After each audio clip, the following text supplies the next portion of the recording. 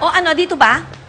Oo, ma. Dito ba yung- nakatira? Oo, ito yung bakery ng anak niya. Tapos itong bike shop na to, yan yung bike shop ng manudang niya. Okay. Mm-mm.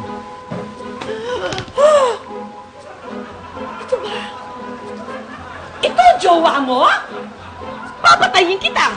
Ay, hindi po, ma'am. Sales staff lang po ako dito sa bakery. And one of the responsibilities of a sales clerk is to handle cash and credit sales and close out till the end of the day. Ano ba to? Walking dictionary? Hindi, ma.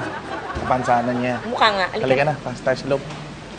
Alam mo, sa totoo lang, matagal na akong kinukulit ni Lance na makipagkilala sa'yo.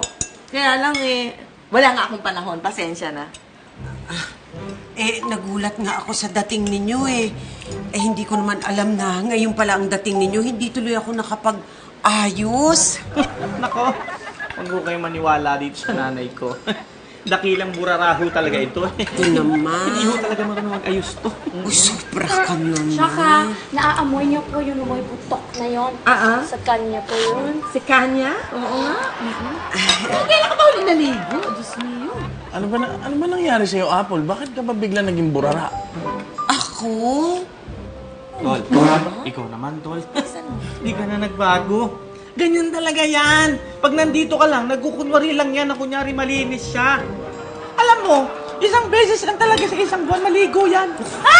Ganun ba yun? Kaya pala naman Naku, mukha naman yatang naalibadbara na kayo sa itsura ko, tita. Tita? Alam mo, mas naaalibadbaran ako pag tinatawag mo akong tita.